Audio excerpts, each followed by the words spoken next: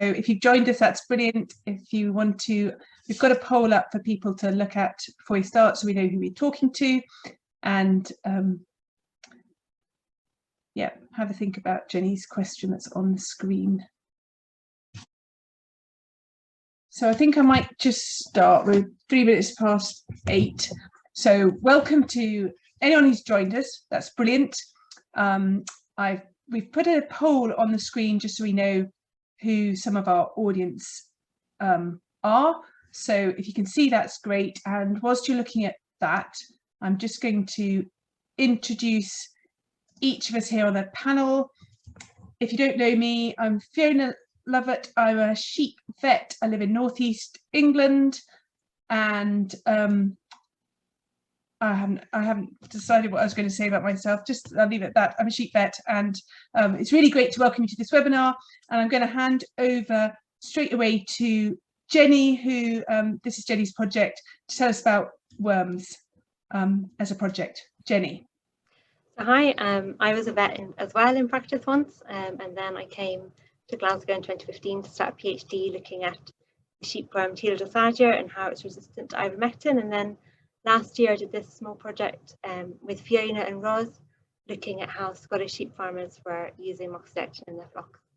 And I'm currently working with Ros looking at generally moxidectin and ivermectin resistance mechanisms in sheepworms. Brilliant, thanks Jenny. And Ros, can you introduce yourself? Hello, yes, I'm Ros Laing. I'm a vet and I'm a clinical researcher at the University of Glasgow. I work with Jenny, and my interests are wormer resistance in sheep and cattle. Brilliant, thanks Ros. And then Lesley, I'm going to ask you to introduce yourself. Anyone who doesn't know, I imagine our audience knows you, Lesley, but please do. Thanks, say Fiona. a few words. So I'll start off with, I'm not a vet. But yeah, I'm a sheep consultant, and I work mainly in England, but all around the place as well. And I'm sure a lot of you will know me for my work that I do with SCOPS, the Sustainable Control of Parasites in Sheep group. So it's not all that I do. In the day job, I do lots of other things to do with sheep, but obviously worms are very close to my heart. So that's me. Brilliant.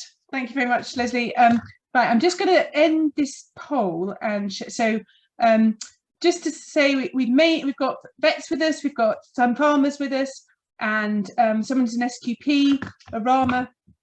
That's brilliant. We've kind of got quite a mixed audience. So that's really good. I think, Lesley, it'd be good if we go straight to your talk. So Lesley is going to talk to us about the kind of past, present and future, if she's got time in the next 10 minutes, no pressure, to past, present and future of wormer control. And so I can't think of anyone in the country who's better placed to take us through this journey. So thanks ever so much, Lesley. And I'll just hand straight over to you. Unmute myself. Yeah, thanks for that, Fiona. Yeah, you know, actually, I just really want to take us through, and it's 40 years, but you do realise how old you're getting, actually, because people keep asking me to do this now because I go back that far, but there we go. I just think it's quite useful for us to perhaps understand a little bit about how we got where we are. And it wasn't by accident, and it's not that we have necessarily been doing everything wrong either. And I think sometimes we feel a bit guilty that we are. So just 10 minutes or so, just having a look at some of the main factors. So, I just want to go back to that just 1 second. So I have mentioned that part of sustainable control of parasites in sheep. So some of the stuff we talk about tonight, we'll talk about SCOPS, and we'll have a look at that a little bit later on, and particularly around moxidectin. So if we go back, I've taken you back to 1930 here, haven't I? But if we just look at what's happened with ewe populations and the sheep population in this country, obviously it's fluctuated quite a lot. And we don't need to go into the detail of that, but it's quite easy to see that we had a peak in the early 1990s. And what we have to remind ourselves of, and I think as we look forward to the future now, and I will end up with a comment on the future, historically, certainly through all of my career, the sheep industry has been largely influenced by how it's been supported, where the subsidy has come from, both directly to the sheep industry, but also to other enterprises, particularly in this case, what's happening on the arable side. And that isn't going to change necessarily in the future. It's going to be in a different result, perhaps, but we have to understand that massive increase in ewe numbers was driven by the fact that at that point, in equivalent terms, a lowland ewe was being paid on a headage basis nearly £30. And that was in old money. So you can imagine what that would be worth now. And that drove numbers very hard. Prior to that, in the 80s, and you know, even beyond that, this is a very old slide, we had a variable premium scheme, and providing your lambs met a very cursory standard in terms of fatness and conformation, you were guaranteed the dotted line. And so the amount of money that was being poured in encouraged a lot of people into sheep, okay? But it's just to make that point that subsidy was really, really important, and how monies are paid into agriculture is still going to be important in terms of how we all react in the future. So during the 70s and 80s, of course, these girls came along. The mule, these are Scotch mules, of course. I'm a North of England mule person because that's where I come from, but these girls are pretty good. They became very popular, of course. And also, you know, what also happened at that stage was we started to see big sheep movements. So there's Lazenby Sale with North Country mules in there. That's 1982. It's exactly 40 years ago. And there are 22,000 sheep in that market that day. And that was really something that developed through the 70s. A, we got the transport, but B, there was the demand because the arable people wanted sheep, and we started to move sheep around, and things started to change in terms of some of the challenges that we had. One of those challenges, I know we're talking about worms particularly today, but of course we're talking about moxidectin, which is also very often used for scab control. We had scab under control at that time because we had compulsory dipping. So we were shipping a lot of sheep around, but we weren't really suffering too much in terms of sheep scab because we had double compulsory dipping at that stage, then down to single, and then down to deregulation in 92. And you can see what happened then. The number of cases of scab escalated. So that became more of a challenge for us at that point. Now, when we had the big increase in numbers with the mule in the 70s and 80s, the sheep could actually economically live on arable farms, and they were part of an arable rotation. This is a very famous farm down in the south of England on the Downs, Chilbolton Down, and many people aren't as old as me now, but this was the farm everybody modelled everything on. And the sheep were very large flock of mule ewes, very high performance, but integrated into an arable system. And of course, what that meant from a parasite point of view was that we could control parasites really well without having to worry too much about it. We had very effective anthelmintics when we needed them, but we had a lot of, in inverted commas, clean grazing because we had arable lays. So we were supporting this massive increase in sheep, but without probably realizing it, we were also controlling worms. And you can just see this from this slide. I haven't put the most recent breed survey on here yet because I haven't turned it into percentages, but you can just see here, this is the mules. And back in 1971, the mule hardly featured. And yet by the mid 80s and into the 90s, you can see here now it was highly prevalent as a breeding ewe, starting to drop back in 2010, and it's dropped back a bit since then, but it still is dominant in that context. So we can just see how things changed dramatically in that 20 years in the 70s and the 80s. At the same time, we've just said things were also changing parasite-wise. So I'm just going to do ectoparasites first, because I think we need to think about ectoparasites in the context of what we're talking about with moxidectin as well. Back in the early 90s, we didn't have any injectable products for controlling, and we didn't even have any porons, okay? Not really. We might have had deltamethrin. Back in the 80s, we had deltamethrins, but porons didn't really come in until much later on. So we were relying on DIP, we were relying on OP, and the green bar is SP, which of course we've lost since then.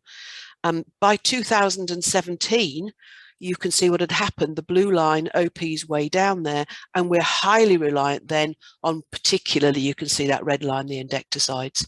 Now, the issue with that, of course, is that every time we use an endecticide, we're also exposing the worms in that animal. So when we're talking about resistance, we've got a very different playing field in terms of the pressure that we're putting on those parasites. So things were changing in the background as well in terms of the products that we had. I found this, I've still got this on my shelf. I own up to the fact that I helped to write it, okay, in 1982 or 3 or something ridiculous like that.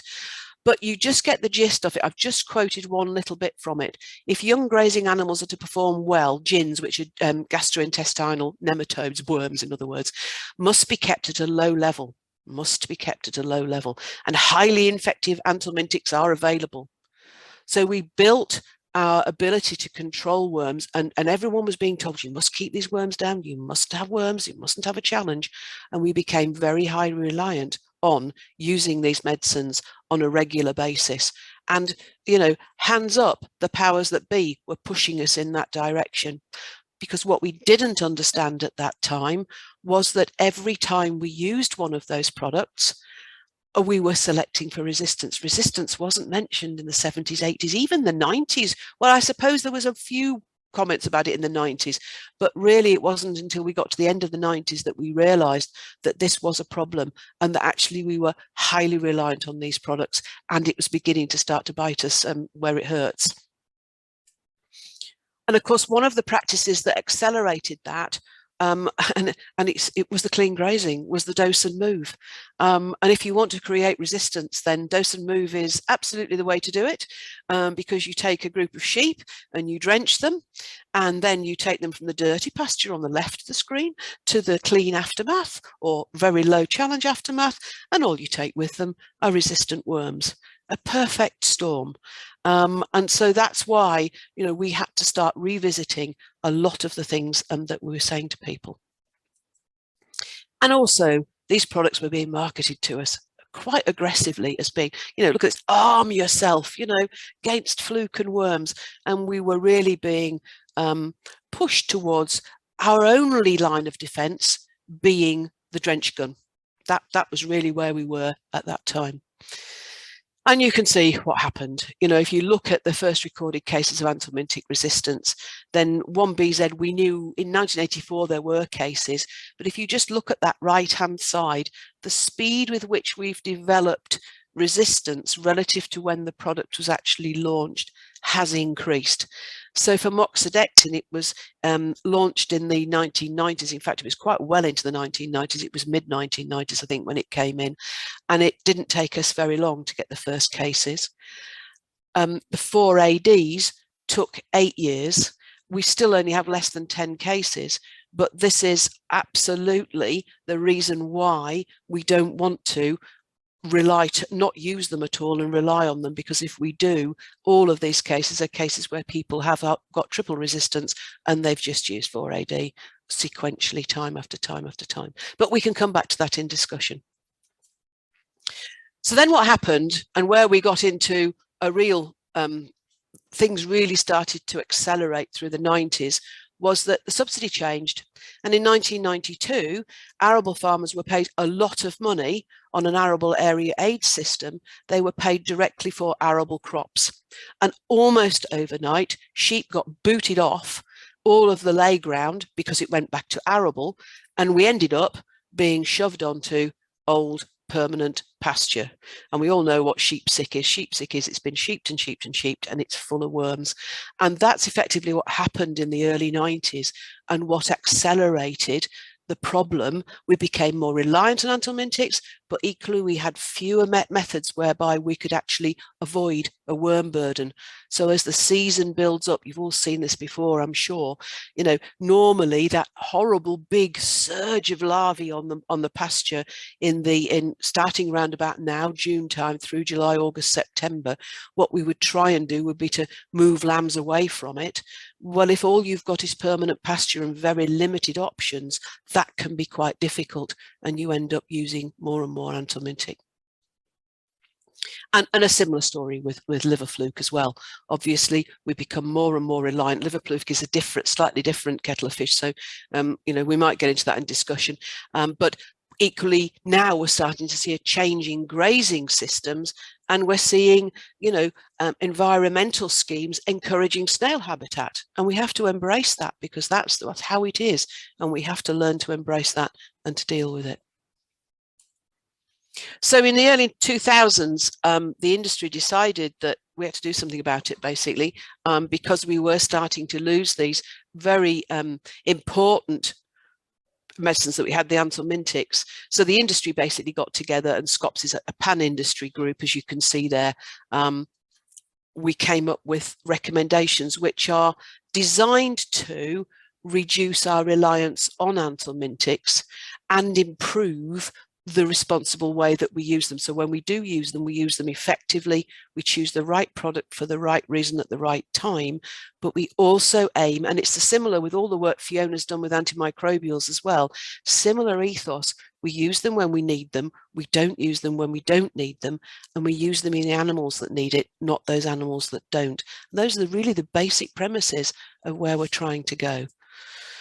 So reducing our reliance, one of the big challenges, and this may resonate with some of you, one of the big challenges is that unfortunately it's an insidious process. So resistance doesn't happen overnight. You don't suddenly use a wormer and it stops working. It's gradually been working less and less effectively over a period of years in most cases. And it's not until you hit the buffers at the bottom where it's less than 50% effective that you really notice.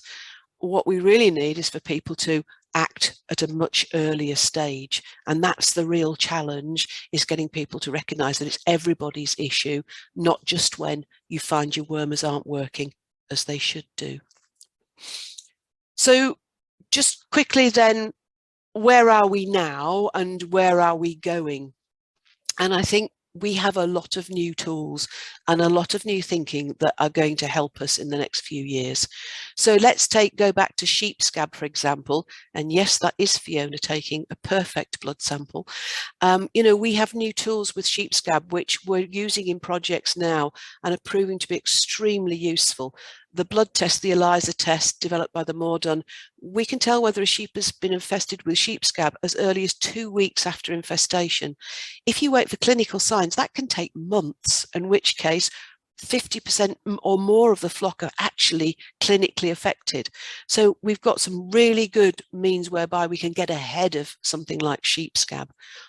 Of course, we've got fecal egg counting, we've got testing to see whether or not wormers are working, and we can use these as monitoring tools. And we're now moving into looking at methods whereby we can speciate these worms, because not all worms are resistant to the same things. So we need to understand more about the nuances of which worms when. And these are all tools now that are coming on stream, the latter one a little bit further away commercially, but not that far, to enable us to nuance what we're doing and get better and more accurate. We've got grazing management, of course. I would hope the new schemes may well give us some more options, but obviously avoidance tactics are still really, really important. So moving lambs away from the high challenge to the one on the left obviously is a red clover type sward. On the right we've got forage crops, maybe green manure, green cover crops are going to start coming into we've got genetics, something we never dreamt of in the 70s and 80s, but the genetics of the animals and being able to breed animals that are much more able to withstand a challenge. And we've got technology. And this is where a lot of the work that we've been doing recently is going, is that with the technology that we've got, whereby we can weigh animals easily, sort animals, use the computer power that we've got, we can start to identify the animals that need to be treated from those animals that don't need to be treated. So if you take a group of lambs, this group of lambs here, historically what we would have done is probably just worm them anyway. That's what we would have started. People were worming every 3 or 4 weeks.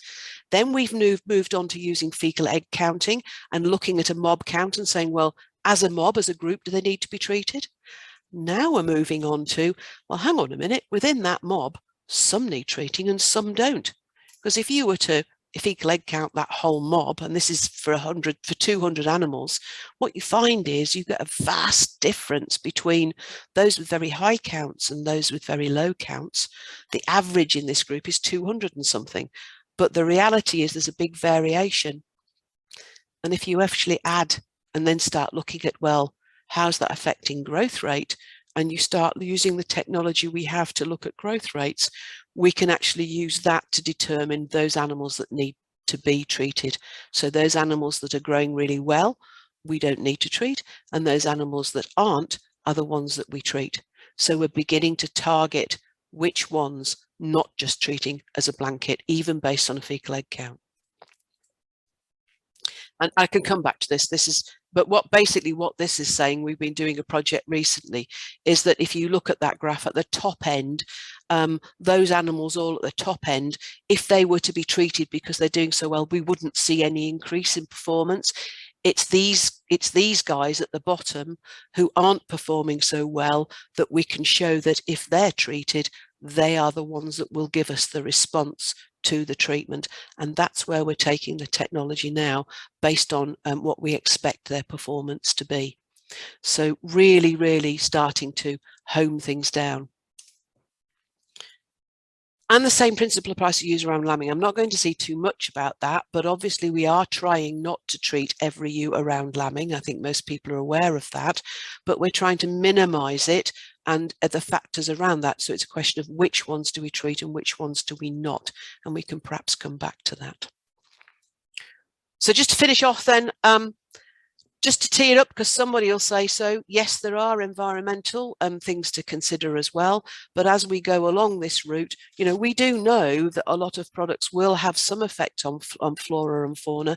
But if we're choosing only those animals that need to be treated, of course, we're also starting to address those sorts of challenges as well.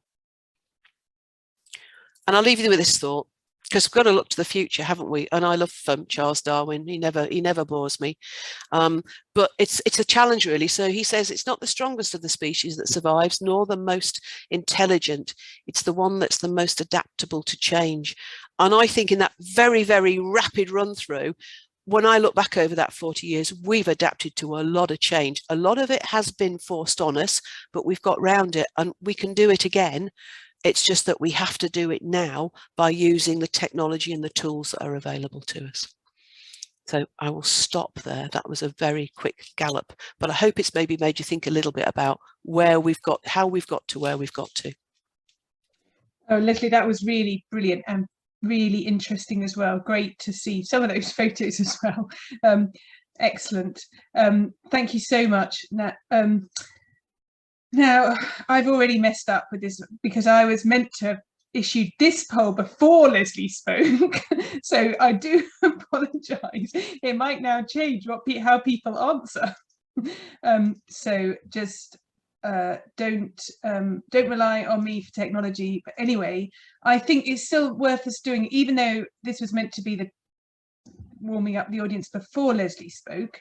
Well, I'm going to go into it now and launch this poll about what people in the audience feel about previous and current parasite control. And it's worth saying, if you're a vet or an advisor or an SQP or RAMA, if you could answer this if you don't have your own sheep, you can answer this for your clients, but or just say at the bottom you don't have any sheep. But if you have sheep, how much do you feel you have changed your approach to parasite control in the last 5 years? And that's the first question. And the second question, so far we've literally had 1 or 2 people answer, so I will just, sometimes people struggle to get to the controls, is how confident are you that your current use of moxidectin is sustainable? So you can now see why I was meant to share this before Lesley spoke, and maybe Lesley's changed your minds already. Okay, we've literally had 3 or 4 people answer, so I'm not going to leave it for ages, but it's nice to get a few answers from the audience. So so basically, do you feel you have changed a lot, and are you a survivor in Charles Darwin's eyes, or and how confident are you that currently you're using moxidectin in a sustainable manner? I might, there's a few people who haven't answered, but I don't want it to drag on, so I am going to share that poll, I think, and share the results, of which we literally have got just a handful answer, but I think it's worth sharing the results. So if you have sheep, okay, a couple haven't had sheep, but everybody who has answered this, of which is just a handful, but have either changed a lot or using WORMSS completely, your approach to parasite control is completely different to 5 years ago. I don't know, it's worth commenting on this, Lesley, because I know you put there about change being a good thing. Sometimes farmers will criticise us or advisors that they have had to change. You put it there as in a positive way. I think it's good that we change advice when we change, when evidence changes. We kind of try to move with the times. Can you comment on that, Lesley? Yeah, I think so. You know, I mean, I think it's the same with a lot of, you know, prophylactic medicine. I think, Fiona, is, you know, we have changed our whole approach, haven't we? It's not just with WORMSS. So one of the, we have changed a lot, and it's because when these things were first done, what we did was, well, what people did was concentrate completely on the worm and the animal, and actually maxing out keeping the worms away from the animals. And of course, now what we know we need to do is we have to bring the two together, that we have to live with them. I think one of the good things is that, you know, when the SCOPS principles were put together in 2003, which is nearly 20 years ago now, we haven't changed. All we've done is refine them, add to our knowledge, and move it on. And now we're sort of moving and refining and tweaking and going towards choosing the animals. So that's been really good. We've had 20 years of stability. There has been no fundamental change since we got our heads around the fact that we had to be more sustainable and reduce our reliance on anthelmintics. And I think it happens a lot as I'm teaching future vets, you know, vet students, and people feel comfortable when they're told what to do and have a plan. And how I try and explain to them is, we can't have a plan, but we can. There are very clear principles, so we can still learn what the principles are and then apply them.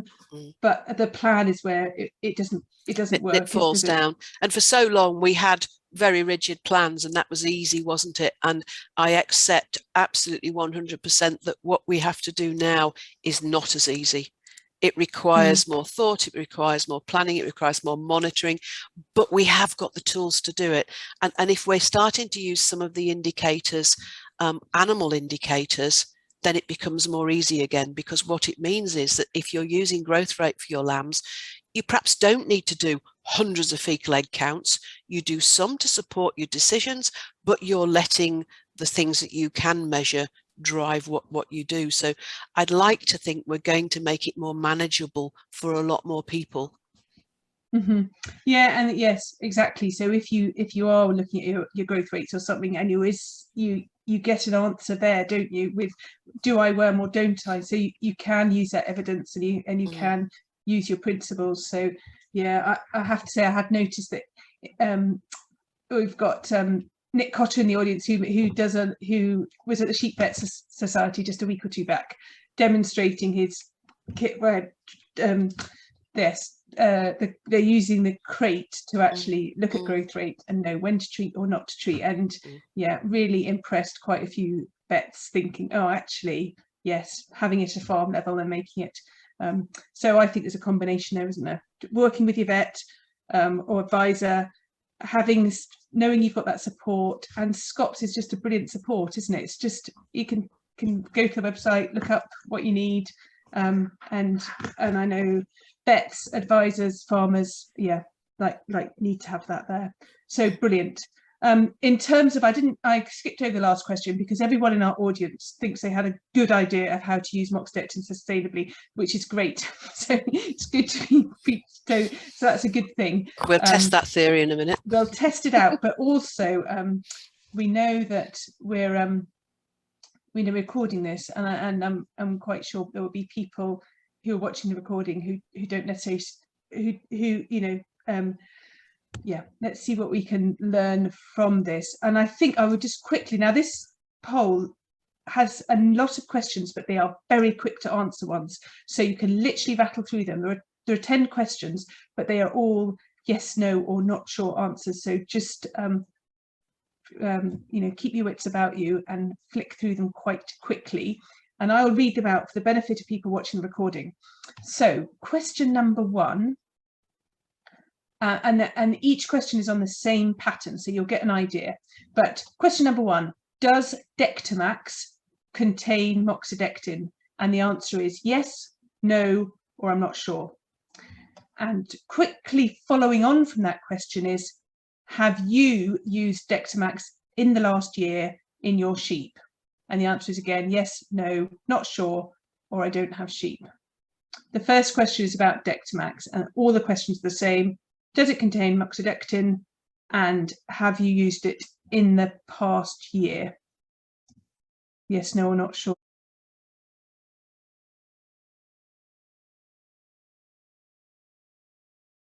So I'm going to give you a couple more minutes, but the point of this, in a way, and this sort of pulls us into what Jenny's going to present, where we were talking literally about how people are using moxidectin. I'm not going to spoil Jenny's talk by giving you the answers now. Some of you may have seen the results, but so these questions. Sorry, Jenny. It's just something we found, wasn't it, in the WORMSS project? Yes. We were just interested in seeing how much broader it was. So I think, to summarise, right, we're nearly there, and I might, because some people may not be able to answer. So if I end the poll, sorry if you missed that, I'm going to share the results. So out of that, yeah, so Dectamax is doramectin. So Dectamax actually does not contain moxidectin. Dectamax does not contain moxidectin. Have you used it in the last year?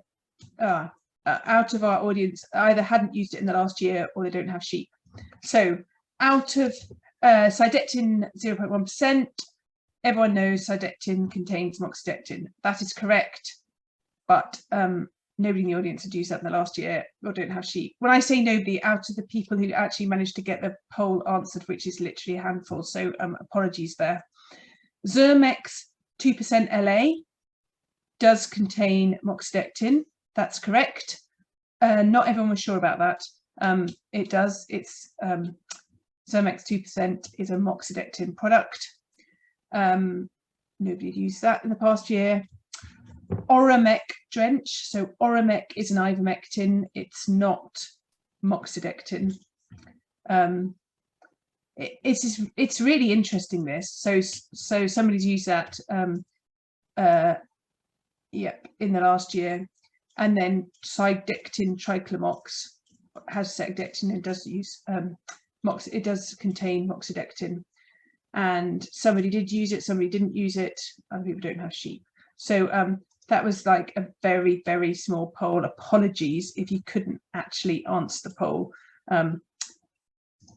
It's typical, isn't it, do a poll and it doesn't always work for everyone. But that is quite interesting. So you can see it is quite confusing, and I always think the names are quite similar, particularly the Dectamax and the moxidectin is quite confusing. But anyway, Dectamax and Oromec do not contain moxidectin.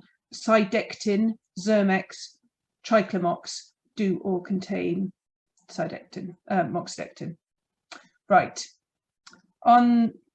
Moving on from that slightly complicated poll, for which I apologise, I'm going to ask Jenny if you can share your more detail about the WORMSS project.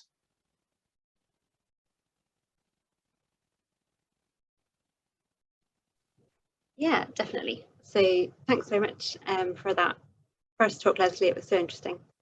Hopefully you can all see this without any black things over the top of it.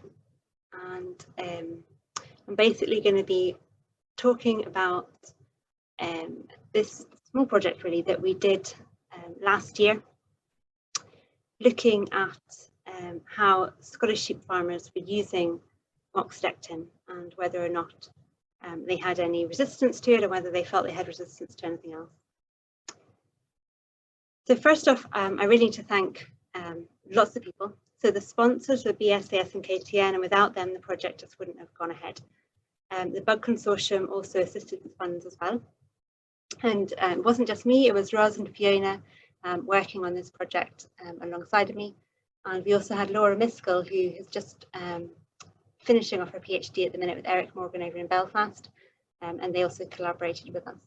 And thank you very much to those of you here tonight who gave advice or who helped to advertise the WORMSS project. It's been especially difficult, particularly with GDPR rules here at Glasgow, to be able to actually reach people these days.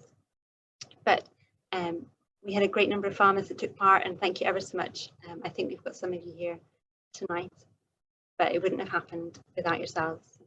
So moxidectin is a worming product, and we've got 7 different products of moxidectin in the UK. We've got 2 brands, Cidectin and Xermex. But as well as being able to treat worms, it's also able to treat ectoparasites. So it's quite a special wormer in that sense. It's an insecticide, and it's got this really nice broad spectrum of action. So it's really important. But it's also the only wormer that we have that has got persistent action against reinfection. And it's able to prevent reinfection with 2 of the most pathogenic worm species that we have that will infect our sheep and goats. It's the only wormer that can do this. They don't all do the same thing. So if you use an oral drench, or if you use a 1% injectable solution, or Triclomox, which is effectively the oral drench but with a flucoside as well, then you will prevent reinfection with these 2 worm species for 5 weeks. If you use the 2% long-acting injection, you'll prevent reinfection with these 2 worm species, Haemonchus contortus, the Barber's poleworm, and Telodrosargia circumcincta, the brown stomach worm, for up to 3 months following treatment. And this is really important because when we normally treat with a wormer, we clear out all of the resistant worms. And then we have to wait for 2 to 3 weeks before sensitive adults have re-established infection and are beginning to put eggs onto the pasture to dilute out those resistant genotypes. And we want to be able to dilute those resistant genotypes so that we're not rapidly selecting for resistance on farm in the worm population. But with moxidectin, because it prevents reinfection with these 2 pathogenic species, it has the potential to continue to select for resistance for up to 8 weeks or 4 months following treatment. So it's really important that we're going to use it in a sustainable way because it is such an important product in the market. So what we did for the worm study was we used a questionnaire, which some of you may well have seen, and thanks very much if you were involved in distributing that. We also did some post-treatment fecal sampling.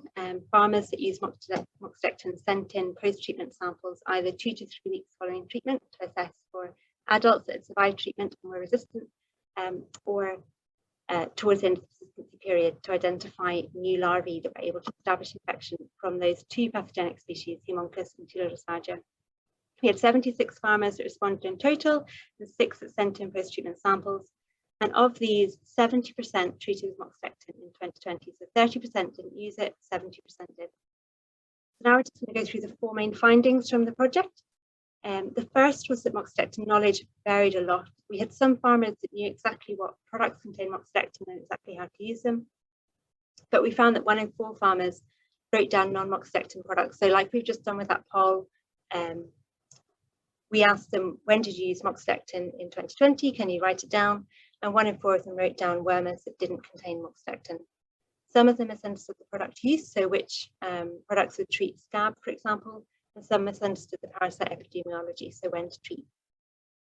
We were wanting to know, were farmers following SCOPS guidelines? So at the beginning of 2020, SCOPS, in connection with Zoetis, who provide Cidectin, got together to produce sustainable guidelines. And one of these SCOPS guidelines says don't use the 2% long acting more than once a year. That's the one that's able to prevent reinfection for up to 3 months following treatment. And only one farmer used that product more than once in 2020. So that was really positive. On the other hand, SCOPS also says with any wormer, leave some sheep untreated. We want to maintain the sensitive parasites. But only 2 out of the 53 farmers that used moxidectin actually did so on all the times that they used it. They treated fewer than 90%. And only 15% of those that used it to treat periparturient rise at lambing treated fewer than 90% of the ewes. And that's something that SCOPS specifically picks up on, is to treat no more than 9 out of 10 sheep at lambing. We had 9 farmers that used it to treat sheep scab. 6 of them followed SCOPS principles. 1 of them used an oral formulation which won't treat scab, and 2 of them treated less than 100% of the group. And we think this is something that's quite confusing. So I'd love to know how you think we could put this message across in a way that's more clear to people. Because when we talk about worms, we say don't treat the whole group, but when we talk about scab, it's so contagious that we need the whole group to be treated. But this is the same product that will do both. Then we found that farmers' beliefs, what they thought, could be at odds with what they did. And there are lots of reasons why this might be, but we don't have the data to explain that. So again, it'd be interesting to see what you think. So for example, we asked them, if you treat your ewes at lambing time, does it benefit the lambs? And some thought that yes, it did if you used moxidectin, and some felt that it didn't matter, whatever you did, there was no benefit to the lambs. Those in red treated moxidectin at lambing time in 2020, and those in blue didn't. But we find that not everybody thought that moxidectin benefited the lambs that treated the ewes in 2020. And this might be that they're following SCOPS principles, they're not using it year on year at lambing time, or it could be some other reason. And we had a couple of farmers that did use it, but didn't feel that there was any benefit. So again, remember, we're asking in 2021, it could just be that they based their ideas on what they'd seen in 2020, or it could be that there was something else affecting the behaviour. Finally, we felt that resistance was underperceived. So out of the 76 farms, 2 thought they had got moxidectin resistance. 53% of farms thought that all anthelmintids were working well, all wormers were working well, and just a third thought they'd got group 1 white drench resistance. But we know from the literature that almost all the farms in the UK have got group 1 resistance, the white drenches, on their farm to at least one of their worm species, but not to all of them, but to at least one of the worm species. And we know that we have a good number of farms that have got moxidectin resistance. This data is from Wales and Northern Ireland, but we know that it's also present in Scotland. When we looked at the 6 farms, we found that one of the farms didn't have any resistance at all, which was brilliant.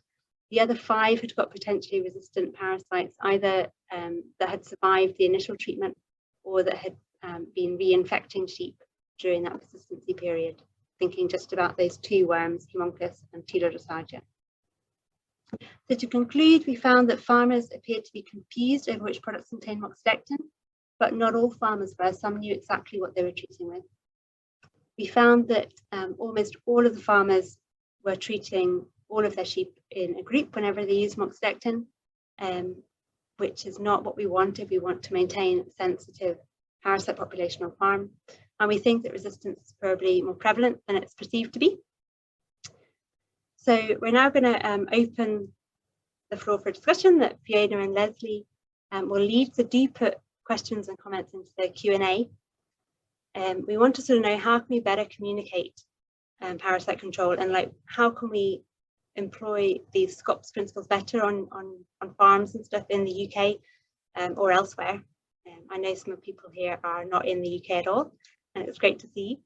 So yeah, what are the solutions that you've come up with and things, or what are the things that you think we need to be able to communicate this idea better or to make it clearer to people? So back over to yourselves, Fiona and Lesley. Brilliant, thanks Jenny. That was really great. It was a very interesting project, really useful, thank you. And yeah, I think it would be helpful.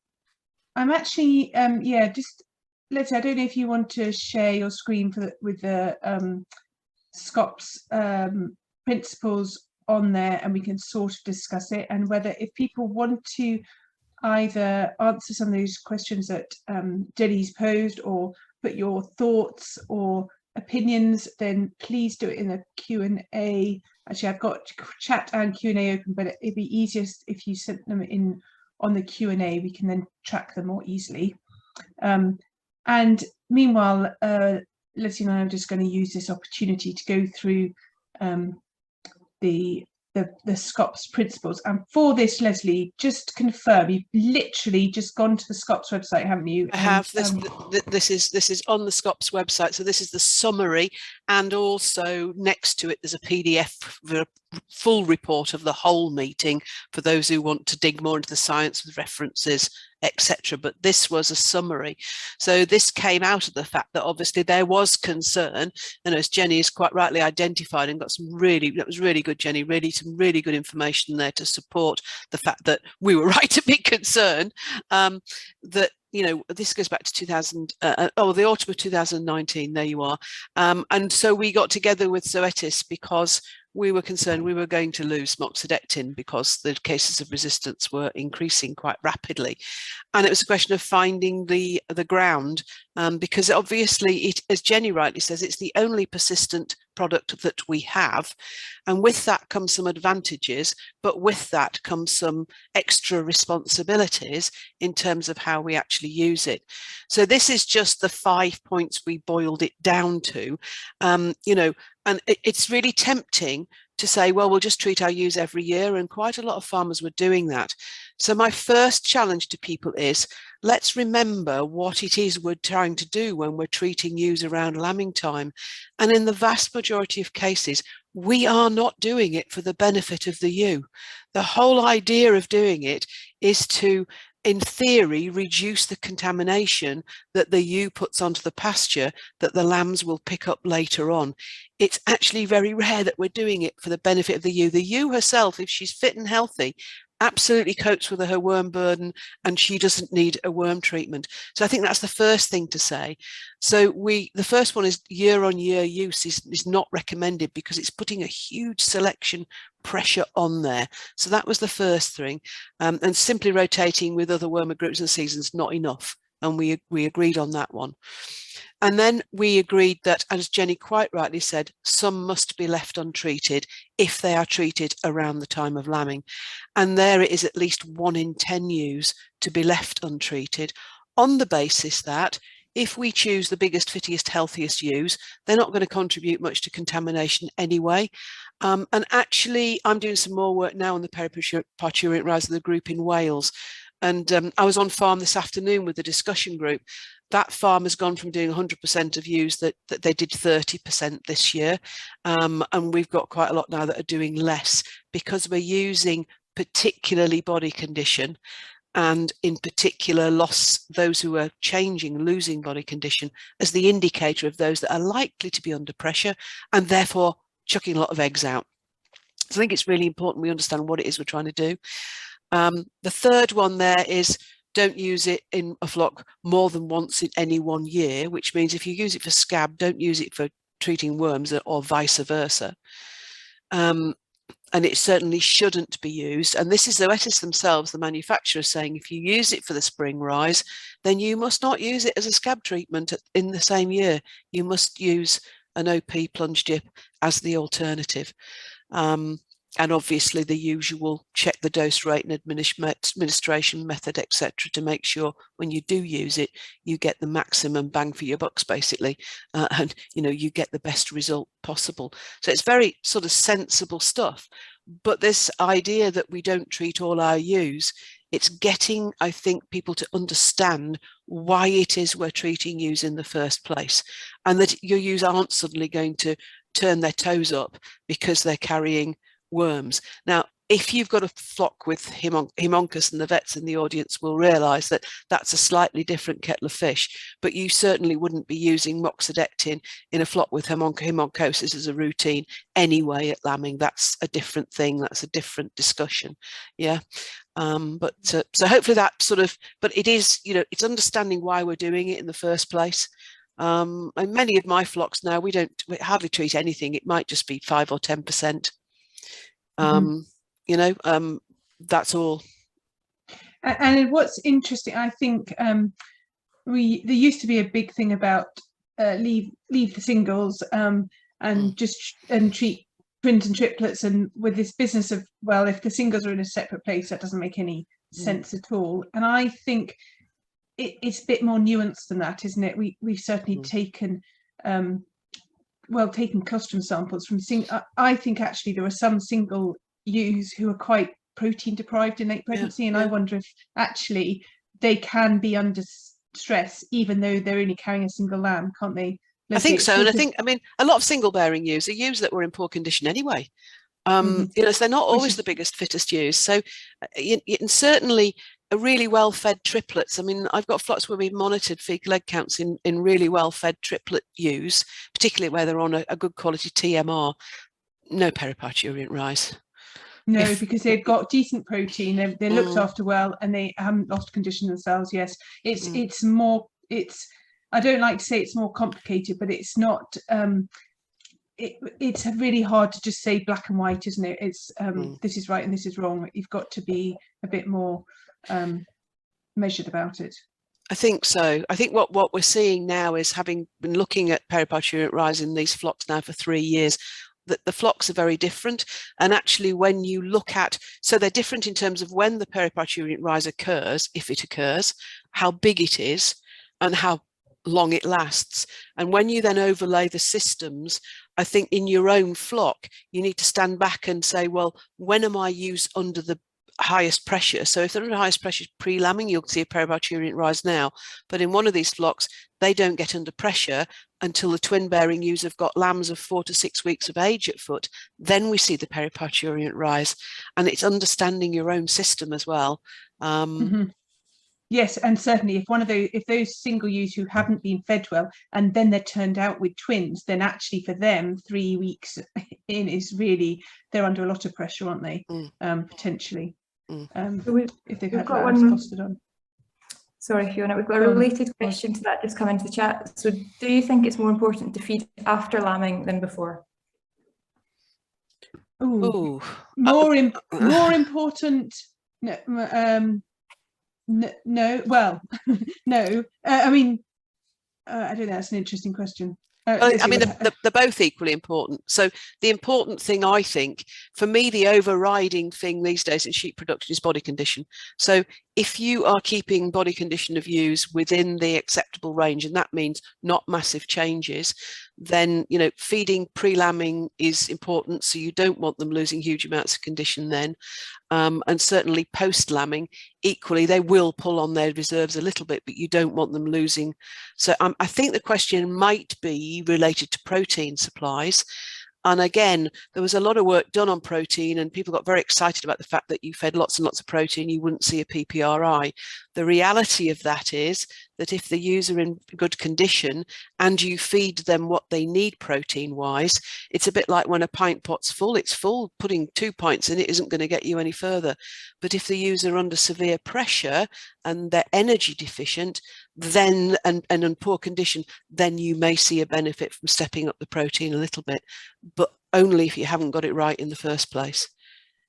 And I think it can depend year on year as well, can't it, Lesley? When we've had really cold springs and the grass just has not come, then feeding after lambing is actually really important if you're expecting those ewes to milk lambs and there literally is no grass in front of them. That's just not, it's not feasible, and they will be under stress, and that will have a knock-on effect on their worms, won't it? Other years where we've got lovely spring grass, there's plenty of energy and protein in spring grass, and you know, they don't need cake at the same time, do they? No. So it's no, it's okay. So it's understanding what they need and putting it in front of them. You know, there's nothing magic in knowing how much grass is there, knowing what the requirements are, how much dry matter is available, and working out whether it's sufficient and supplementing if we need to. There's nothing magic going to come along to take that gap away. I think sometimes that's a challenge, isn't it, with feeding and body condition. There's quite a few steps there, and it's not sometimes. In the past, it's sort of been easy to turn to a bottle and give them a drench or give them a jab, and actually what we're saying is we just can't do that in a this is what you do or that isn't. And I think that's where people start to feel uncomfortable. It's the same as not having a plan, isn't it? Actually, to say treat everything in the group is actually quite an easy thing to do, but we just know it's not the best. Okie doke. I'll stop sharing that. Thanks for that, Lesley. I mean, that the way the Scops guidelines now are on the Scops website means that you can literally go to Scops website and then click your way through. You don't need a manual on your bookshelf anymore, do you? I was just going to quickly show this, if I may, because so this is on the same page. This is just going through to internal parasites to choosing a product on the website. And at the bottom here is what we've just been looking at in the full report.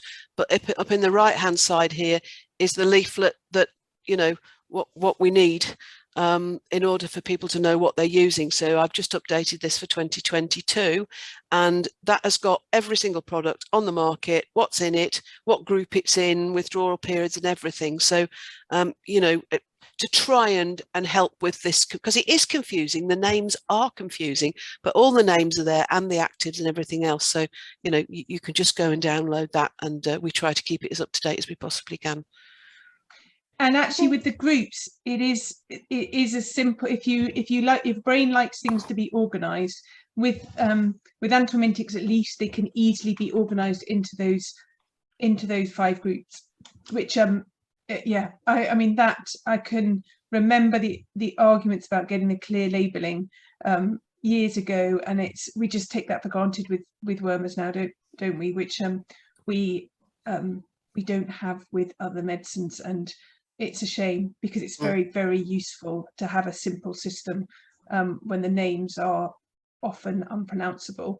It's nice to have a colour and a number. So I think you can take credit for that, Lesley. Well, yeah, me and David Bartram, yeah, he was one of the main things, bless him. The ones to watch here are these guys over here. These are the ones to only ever use if you really, really, really, really need to.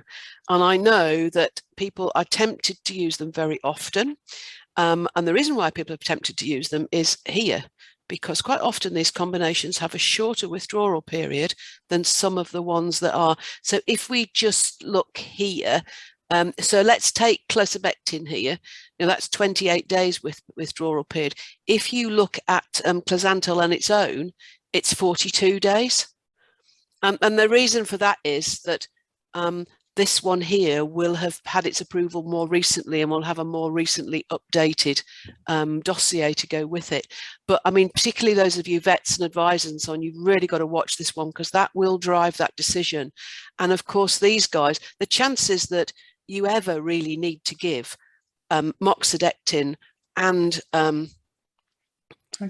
triclobendazole, which obviously is the gold standard flucoside for the biggest age group kill. Very rare indeed. I'm not saying never, but the combinations are something that we've got to use really, really carefully, because the inadvertent selection is massive. Yeah, no, that's and actually there is pretty heavy marketing on some of those combinations. It's not right. I don't think it's right. I would always like people to use a narrow spectrum if they possibly can, but at least it's out there and it's clear on that sheet. Thanks. Okay, I'll stop sharing. Thank you, Lesley. So just go on, Ros. Have you got any other questions that you want to field? Because I was just thinking, just to keep to time, there's one more question, but do you want a short question? So it's about tail cutting. So that's using a second active, isn't it? During the persistence period of moxidectin, and should we be using a tail cutting dose? That's the question. I would say yes. If you have used it, then I would say yes. I mean, obviously you need to know what you're doing. One of the things, and if you go back and if you have a look on the site, I didn't go down to it, but one of the things that with using moxidectin in use is that we know that we get a subclinical dose through into the into the milk. Okay, and that's one of the worries, and we need some more work on that before we can be definitive as to the implications for that. But just thinking about it, there are implications for the lambs in that they are potentially exposed to a suboptimal dose all the time. So being able to cut that off is a strategy that we could use. So if you have used moxidectin, I would say definitely discuss that with your advisor and get that right. Yeah. That's really helpful. Thanks, Lesley. Yeah. I think, Rod, is it bearing in mind the time and no one's like, oh, I haven't noticed any just last minute questions. I think probably we should wrap it up there and thank our audience, and thank you very much, Lesley, for your talk and for showing that. It's really helpful. Thanks for the invite and being able to jump on with Jenny's great project. Lovely. Brilliant. And thank you, Jenny and Ros, for thanks for that work, Jenny. It was great, really useful. And thanks to the audience for joining us and for your questions and for partaking. And I think we're finished there. Mm-hmm. Thank you, Fiona, as well. Yeah, thank you, Fiona, keeping us all in order. Thank you. Yeah, thanks, everyone.